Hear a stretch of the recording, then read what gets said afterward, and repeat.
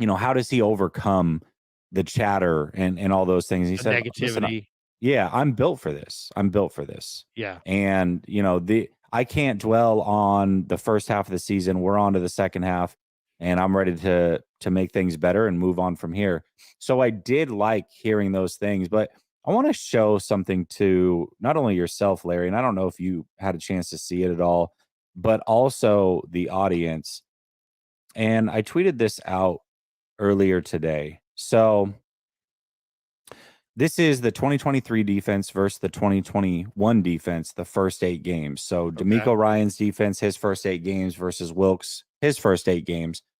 And a lot of people are making a big deal about the rushing yards, which, yes, the last few weeks it hasn't been great. But through 8 games, Wilks' defense is giving up 86 rushing yards per game, 17 and a half points per game, and the 49ers record is 5-3. Right. D'Amico Ryan's defense through his first 8 games was giving up 132 yards per game, 25.25 points a game, and their record was 3-5. And I didn't make this graphic to crap on D'Amico. D'Amico's a fantastic coach. Really, I made it to say it's not as bad as what we think it is. And it's been this way before, and the 49ers have been able to turn it around. So why couldn't they do it this year? And I also want to add that D'Amico Ryan's defense in their 8th game was against the Arizona Cardinals, Colt McCoy's Arizona Cardinals, and they gave up 31 points and 163 rushing yards. So it's Well, not like not only that, I was at that game. That's the game where that Colt McCoy completed 85% of his passes, if I'm not mistaken. Which is a ridiculous number. Yeah. But I mean, obviously Burrow and Cousins have basically done that the last 2 weeks too, combined. So yeah, I mean, I don't know. I mean, I will say this. I mean, just sitting there in the stadium last week, watching the Bengals spread the Niners defense out and then run at will and basically do anything they wanted. There was no resistance at all.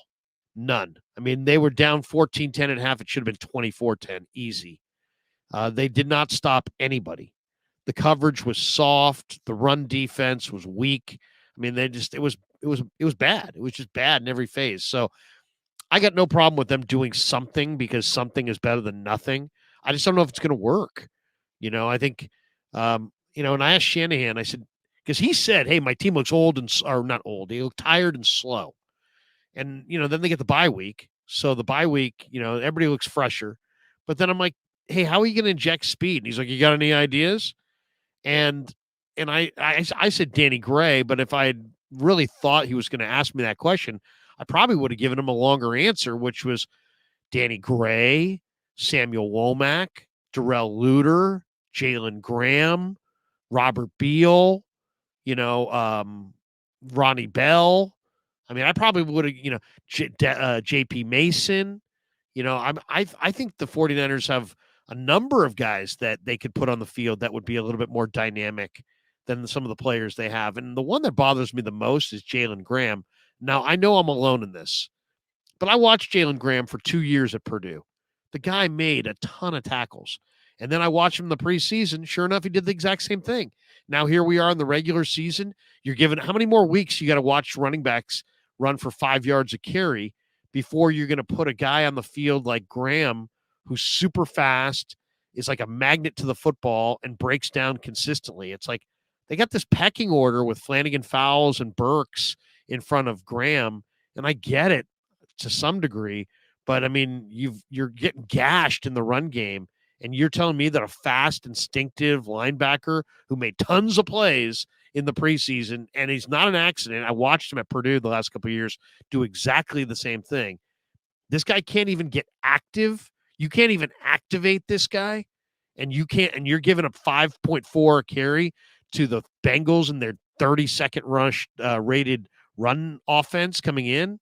So I don't know. I mean, we're going to see how this looks going forward. But they got to stop the run. If they don't stop the run, the rest of this is just window dressing. You're not the only one that is big on Jalen Graham. That was probably the biggest takeaway I had when I left training camp was Jalen Graham is a guy. I mean, he's a good player, and I hoped that he would make the active roster and be playing weekly at the very least on special teams. He not only that, Larry, if you remember, they would do one-on-one drills before, like in between. They would do warm-ups, then they would do one-on-one drills, then they would start the actual practice. Well, when they would do one-on-one drills, I charted it through like the whole week that I was there.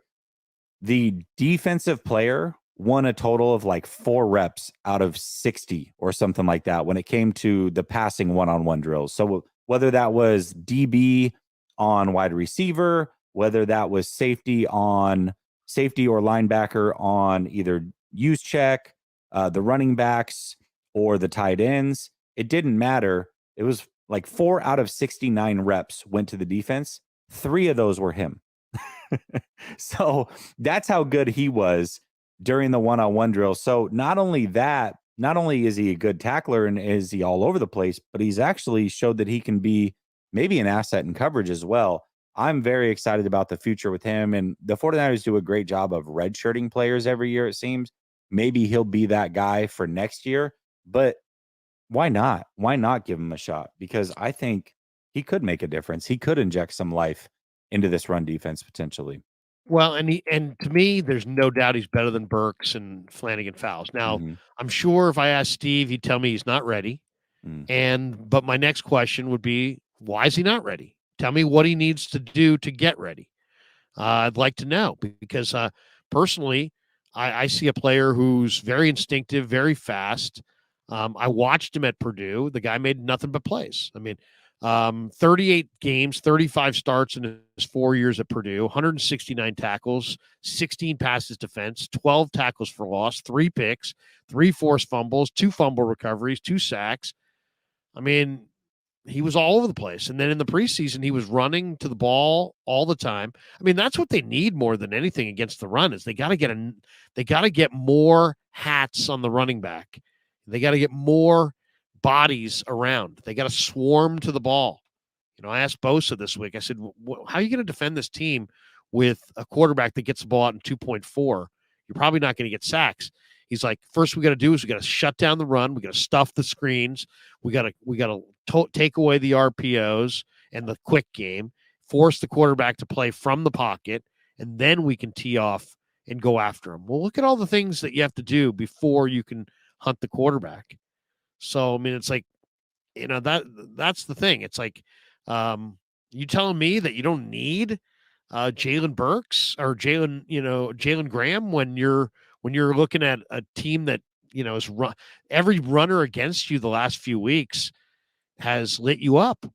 So I don't know. I mean, on paper, Etienne is 3.9 a carry. So it's not like he's awesome, yards, on every carry, but I mean, he's got speed and he can definitely make big plays. He had a 56-yard touchdown reception in the Steeler game 2 weeks ago. So he's a burner. He's got great speed and he gets to the outside. So we'll see.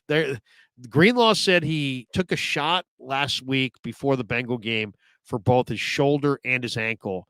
And then he got like 10 minutes, 15 minutes into the game and he realized that the shot had no effect.